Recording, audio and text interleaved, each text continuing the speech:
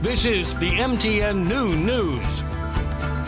Good afternoon. Thanks for joining us on the Noon News on this Thursday. I'm Andrea Lutz. New at noon, authorities say a man is arrested after a massive drug bust at the Montana-Canada border, where $28 million worth of meth was being smuggled. It happened on December 25th at the port of Sweetgrass in Toole County.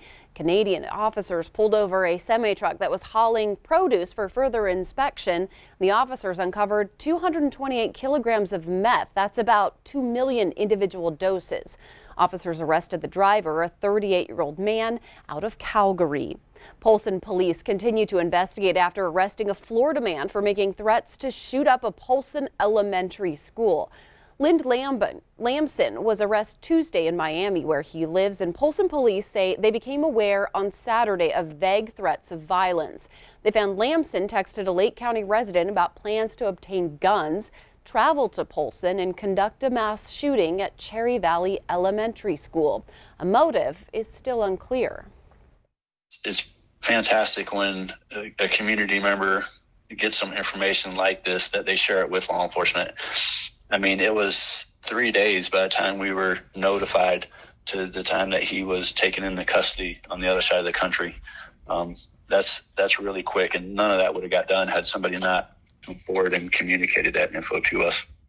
It does appear the suspect used to live in Lake County, but police say there is no ongoing threat. Well, a community meeting with school officials and law enforcement in Teton County is giving parents a better idea of threats circulating on social media and targeting young girls. About 24 parents showed up at a community meeting in Fairfield, and deputies gave an update on a Snapchat blackmail investigation, offering ways to talk to kids about not being a target on social media. Investigators say someone's using Snapchat to convince juvenile girls to send images. Once those pictures are sent, the suspect threatens to publicize them. It was eye-opening that, these issues are out there. Very concerned. Whether it's a boy or a girl, just them falling into to whatever the person is doing. Well, the sheriff's office is asking anyone with information surrounding the suspect's social media accounts to come forward. Tonight, Governor Gianforte will deliver his first State of the State address. One focus of his speech is how Montana will recover economically from the pandemic. He says his administration is managing COVID-19 well. But tonight he wants to focus on the future and resiliency of Montana citizens. The governor talked about the changes that he's made to the statewide vaccine rollout this morning on Montana This Morning in Billings. Guidelines we got from the CDC were confusing and complicated. We simplified them and said, I think we can all agree we ought to keep those people that are most vulnerable safe by getting them the vaccine first. So that's what we've prioritized. I'm hopeful that as we get this vaccine out, we're going to be able to take our masks off, throw them in the trash can, and go on with our lives safely. And I think that's going to happen sooner rather than later. And you can watch the State of the State address live at 7 o'clock on your local MTN station's streaming apps. President Biden's coronavirus response team projects that over the next 4 weeks, as many as 90,000 more Americans will die from COVID-19. The grim new forecast comes as January is the most deadly month since the pandemic began, with more than 80,000 COVID-19 deaths in this month alone. President Biden described the fight against the pandemic as a war effort. FEMA has approached the Defense Department to help staff up 100 federal vaccination sites, and the agency is expected to ask the Pentagon for as many as 10,000 service members to run them. And Missoula County is trying to catch any future challenges that could come from its Phase 1B vaccine distribution plan.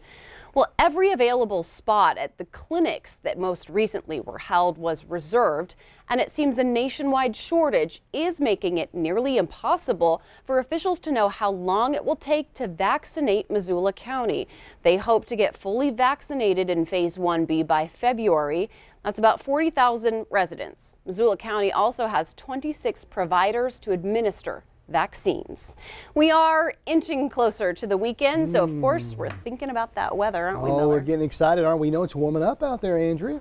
Sure is. Now, what's causing all this? Well, we've had that flow coming in from the northeast. Let's take a look at the satellite radar right now. You can see that flow is coming in from the southwest. That means warmer temperatures. In fact, we've already got some 40s out there in Helena.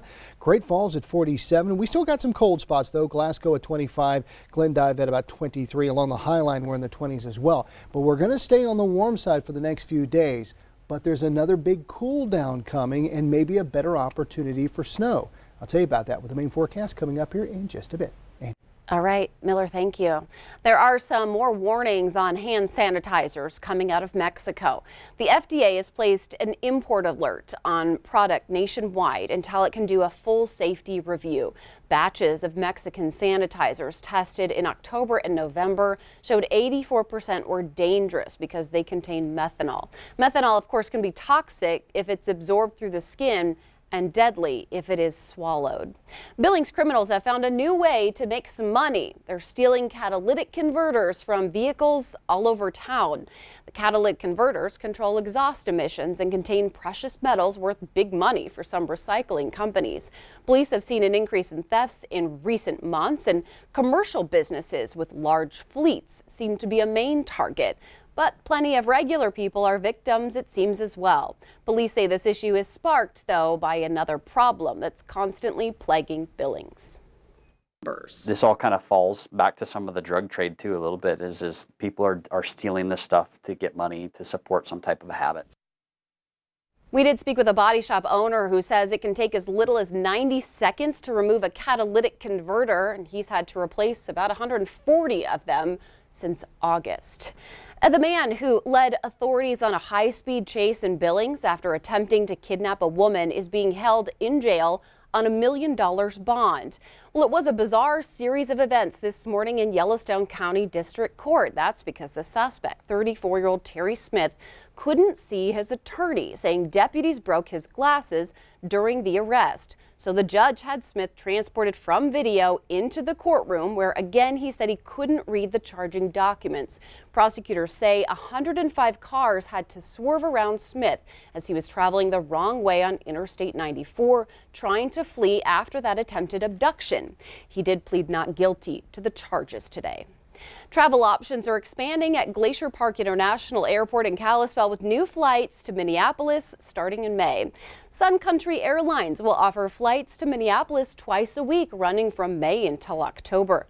The airport director says Sun Country Airlines gives flathead travelers a low-cost alternative to get to the Minneapolis area. And Sun Country is joining Alaska, Delta, United, and Allegiant as an airline service provider for Kalispell. The airport's new partnership could also lead to additional air service routes. Like I tell people, this is the first step in a long dance with a new carrier, and we hope to make it successful for them. And if we can do that, then we hope to see more service from them someday. And the airport director also recently announced Glacier Airport is set to resume that expansion project that they've been working on since March. They're going to start again in March, I should say. That, of course, after all of that work was delayed due to the pandemic. Apple is planning to crack down on apps that secretly track iPhone users. The company says it's rolling out a new privacy control this spring. The feature, known as App Tracking Transparency, will be part of an iPhone software update. The safeguard was originally supposed to come last September, but was delayed due to complaints from Facebook that depend on tracking data to sell ads. The new feature will require iPhone users to give consent on being tracked.